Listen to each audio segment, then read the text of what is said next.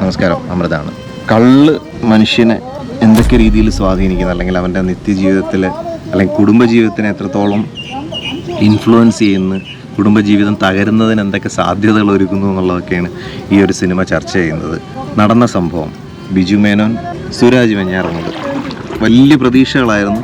കാരണം ഇതിൻ്റെ ട്രെയിലർ കണ്ടപ്പോൾ തന്നെ ഞാനിപ്പോൾ ഈ അടുത്തൊന്നും ട്രെയിലർ അങ്ങനെ കാണാറില്ല. കാരണം മലയാള സിനിമ പലപ്പോഴും മിസ്ഗൈഡ് ചെയ്യുന്ന രീതിയിലാണ് ട്രെയിലേഴ്സ് കാണിക്കുന്നത്. അപ്പോൾ അങ്ങനെ ഒരു വലിയ പ്രതീക്ഷകളൊക്കെ അസ്ഥാനത്താക്കുന്ന രീതിയിലാണ് സിനിമയുടെ ആദ്യത്തെ ഒരു ഹാഫ് ടൈം വരെയുള്ള പോക്ക്. പക്ഷേ പിന്നീട് സിനിമ അങ്ങോട്ട് മാറുന്നുണ്ട്. എന്ന് വെച്ചാൽ ഞാനത് ഒരു നെഗറ്റീവായിട്ട് പറയാറില്ല. ഈ സിനിമ പോയേണ്ട രീതിയിലുള്ളൊരു പെർഫെക്ഷനൊക്കെ ഉണ്ട്.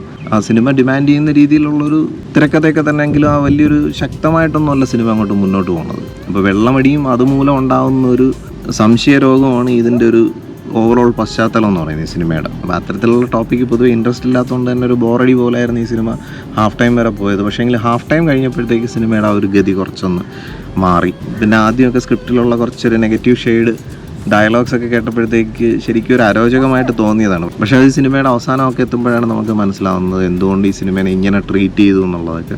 ഭയങ്കര ഗംഭീര സിനിമയൊന്നും അല്ല, പക്ഷേ എന്ന് വെച്ചിട്ട് മോശമായിട്ടുള്ളൊരു സിനിമയല്ല. ഓവറോൾ എനിക്കത്ര ഭയങ്കര ഒരു വർത്തായിട്ടൊന്നും തോന്നിയില്ല. ഒരു ചെറിയൊരു സംഭവത്തെ എടുത്തിട്ട് അത്യാവശ്യം നന്നായിട്ടൊക്കെ ചെയ്തു വെച്ചിരിക്കുന്ന ഒരു സിനിമയാണ്. പക്ഷേ അതിനകത്ത് ബിജു മേനോൻ്റെ പെർഫോമൻസും അഭിനയമൊക്കെ നല്ല ഗംഭീരമായിരുന്നു. എന്ന് വെച്ച് സുരാജ് വെഞ്ഞാറമൂട് മോശമാണെന്ന് പറയല്ല, എങ്കിലും ഓക്കെ. പിന്നെ മ്യൂസിക്, ബാക്ക്ഗ്രൗണ്ട്, ആ ഒരു തിയേറ്റർ എക്സ്പീരിയൻസിനെ കുറിച്ചൊന്നും ഭയങ്കരമായിട്ട് ഈ ഒരു സബ്ജക്റ്റിൽ അങ്ങനെ അത്തരത്തിലുള്ള വലിയൊരു ട്രീറ്റ്മെൻ്റ് ഒന്നും ആവശ്യവും വരുന്നില്ല. അതുകൊണ്ട് തന്നെ അതൊന്നും ഭയങ്കര ഒരു സംഭവമായിട്ടൊന്നും എടുത്ത് പറയാനുമില്ല. എന്ന് വെച്ചിട്ട് സിനിമ മോശമൊന്നും ആയിരുന്നില്ല. അതുകൊണ്ട് തന്നെ ഞാൻ IMDb ഔട്ട് ഓഫ് 10 8 റേറ്റ് ചെയ്തു. അപ്പോൾ എന്തായാലും മറ്റൊരു ബ്ലിസ്ഫുൾ സ്റ്റോറി ആയിട്ടോ അല്ലെങ്കിൽ ഒരു സിനിമ വിശേഷമായിട്ടോ നമുക്ക് വീണ്ടും കാണാം. Thank you for watching and thank you for supporting me.